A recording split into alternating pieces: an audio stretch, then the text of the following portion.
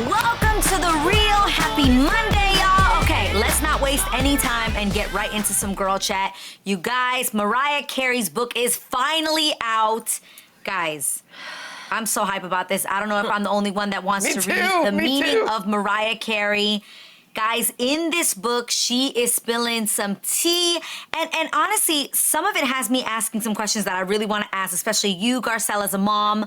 Okay, she says in the book, her marriage, the end of her marriage with Nick Cannon happened after she had her children. So I gotta ask, I'll read exactly what she says.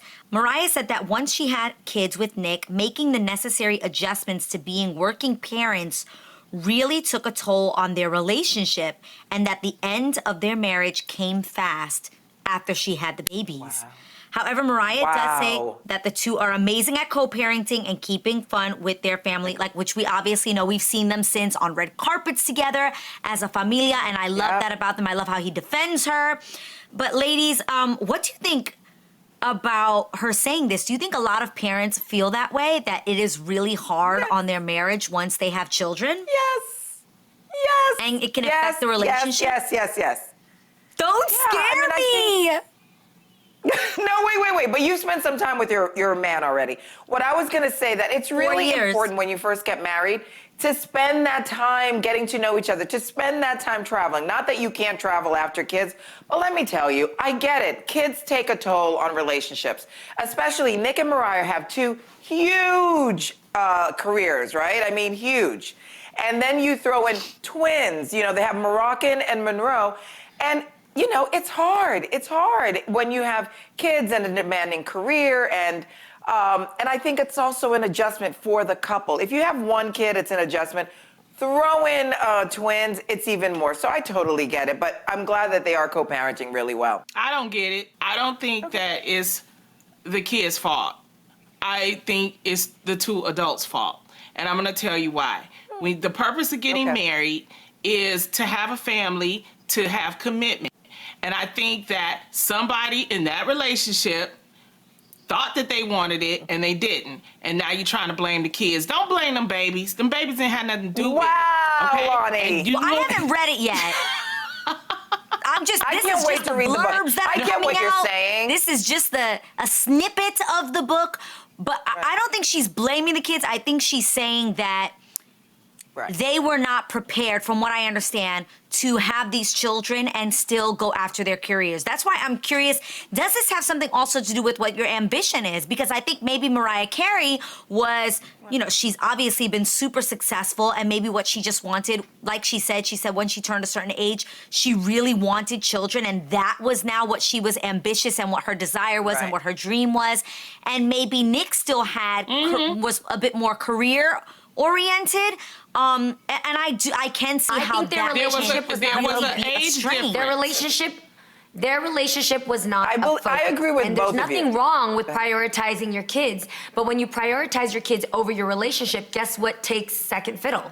Your relationship. So if your relationship isn't even strong to withhold itself when the kids are prioritized, then it ends up in divorce. That's not a surprise. That's 2 + 2 = 4. So I really appreciate parents who are able to wear different hats.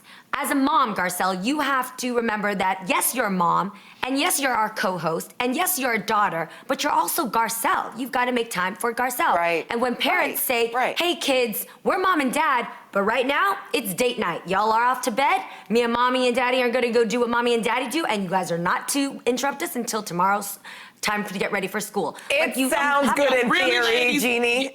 Wait. I know it does. Can I say something? Can I say something?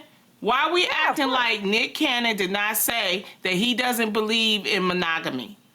He just didn't start. I forgot about that. Well, that's why I'm saying the kids were the priority. He's also said that he just doesn't think he's good at marriage. That's just not his thing. He doesn't think he's good at it. I think he got married. He fell in love hard because they only knew each other like 6 months, and then they got married. He put his name all on her back. I mean, he put her name all on his back and everything. And then once them kids came, it was like boom. You know what I mean? So that's all I'm saying. I love kids, and I think being responsible. The reason why I did not get married and have kids is because I know kids are a big responsibility, and it's like you're not ready for it. No, but it's a huge. So you have to talk to these men and say, how do you feel about having relationships? Yeah. Are you going to feel How do you remember remember the details of Nick Cannon's life? How do you remember his tattoo? How do you remember what he said about monogamy? I don't understand. How do you know these things? Because this is what I do. I read. One parent Mariah may have fantasized that when she has kids, it's going to be her and her man. They're going to be doing it together. You can fantasize what your man is going to do in terms of helping you. But then when the baby comes, it changes things. You know what I mean? Some guys are afraid to hold babies because they think they're going to break them. Some guys are like, I don't want to do diapers, but I'll do everything else. So I think as a couple, you have to figure out what your roles are going to be. And I'm telling you, when you have twins, the husband has to be involved because it's hard. Absolutely. I have a question. Garcelle, wait, no, I have one question, ahead. Garcelle. So I'm asking you because you come from experience. I'm asking you. In a relationship as parents, what is the priority when it comes to the order of things you have to make sure is locked and tight? I know you do that with kids, making sure they're fed, going to bed, having money to have a college education. But when it comes to your marriage, where does the importance of keeping your marriage strong and united fall when you have kids? It's got to be up top. It's got to be up top. If you don't have a great foundation, then everything else is it's like a domino effect. It's going to affect everything. So you have to have a good relationship with your man. And if your man want to be at the club and not with the kids, you're going to have a problem. You're going to have a problem. Munchkin, what I tell you, you got to make sure that your man is the type of man he ready to settle down and help you with them babies. Yes. She was in the bathtub. See, y'all don't remember. She put out a post and she was in the bathtub and she's lonely and she's like, I'm just here by myself. On Cribs, I don't remember much, but I remember that, yes. Speaking of relationships, there's a guy that wrote into Reddit. He wanted to find out if he was considered a jerk for wanting his stay-at-home wife to keep the kids quiet while he works, because we're all, of course, working at home. And my thing is, he should be working in the garage. They have twins. It's hard to keep twin toddlers quiet. So I want to hear about, what you guys have to say. Do you think it's her job to keep them quiet? No, I think it's her job to be their mother. I think it's, tell me if I'm wrong, Garcelle, but if that child starts crying and you're in a small apartment, what is she supposed to do? Stuff a sock in the baby's mouth and be like, no, like, that is the reality of being a parent and sadly the predicament we are in of working from home. I'm shooting this show. I have my nieces upstairs. I'm grateful that, when I do the first show of the day, my sister takes them outside and they have recess or they run around. But guys, in 2-3 months, they're not going to be able to do that. It's going to be snowing. It's going to be freezing out here. And if they're making noise, sadly, you got to have a little bit of grace for both sides. You have to have grace for the children that might be making noise. For that mother he either has to wear headphones. You got to have grace for it. And at the same time, she has to have grace for his frustration. More importantly, people were offended by the way he was speaking and airing himself out. When you read the words that he's saying, it's very aggravated and it's you can tell that his breaking point had been reached. Now, whether or not he should have made this public declaration, that's my personal opinion that he may not have, should have. But when you're in a therapy session, that's what that sounds like.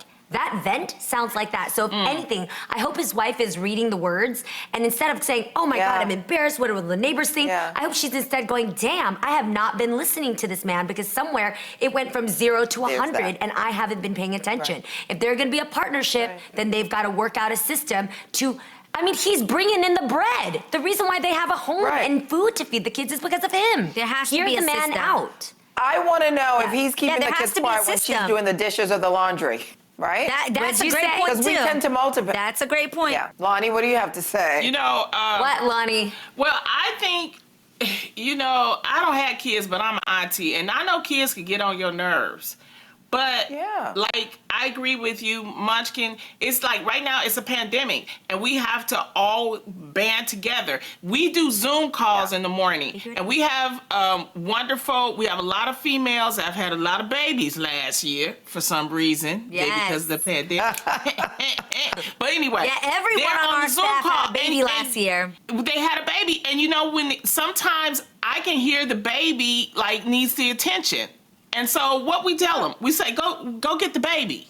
We're not saying we're going, oh Lord, it's not gonna work. We're like, no, go get your baby and put your baby. And they're like, no. You have to have compassion. No, show grace. We're in a pandemic. That's right, compassion. Yeah, we're in a pandemic. Right. These are mothers. But I completely agree with Jeannie in the sense that as a partnership, you've got to create a plan. When I chose to quarantine with my family, the plan was, hey, I'm still gonna have to work here. My sister's husband is a lawyer. He does conference calls and calls all day long and he's working.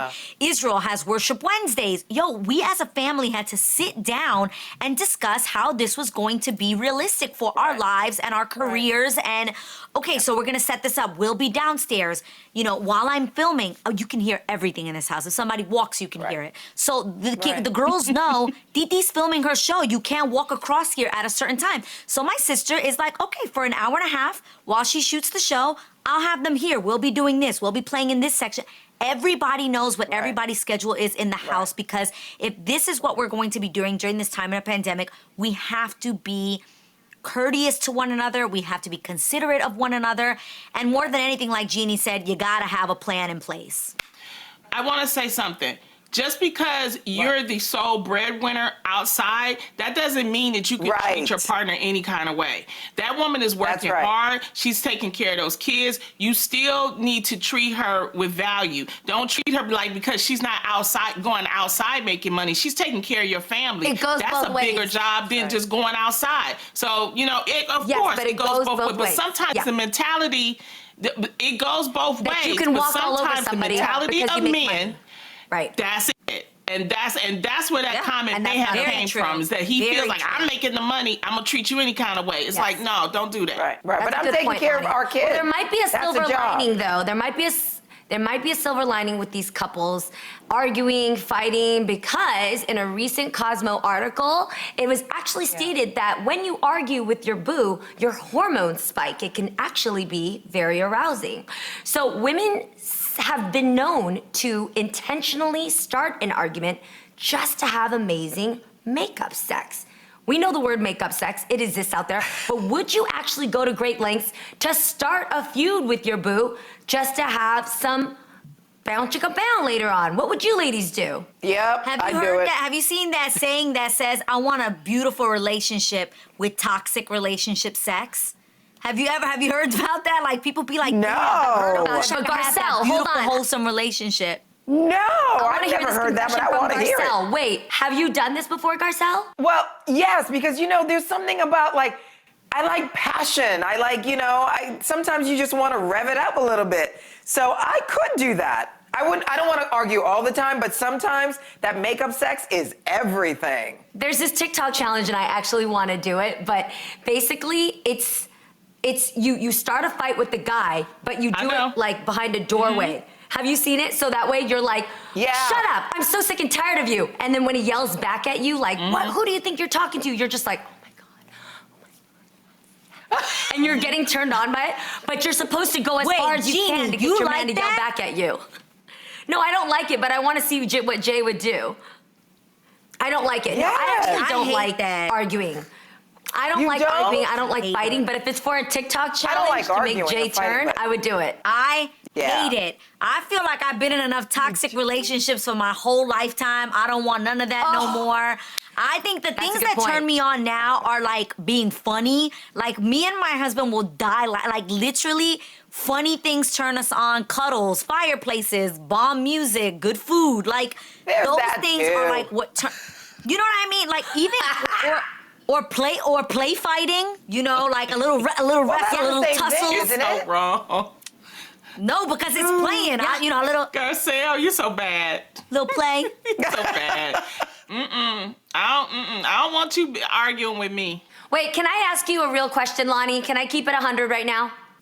Okay, here we go. Because when we were in studio, I've woken up with you at 4:30 a.m. We've shot 3 show days, and things have gone wrong where we've lasted all day. You can get moody sometimes. So I want to ask, when or if you've gotten moody with James, does he know how to turn that into a nice little sex session afterwards? Ooh. You know what? This man makes me laugh. That's the reason why I'm with him. Because he makes me laugh. So my mood changes when I'm with him. I'm not like that. Oh, I like get you that. guys, I don't know, it's just something about y'all heifers. I just, but with him, it's different. That's the Marilyn truth. Monroe, I think, Shouldn't said this have. quote. The quote is, if you can make a girl laugh, you can make her do anything.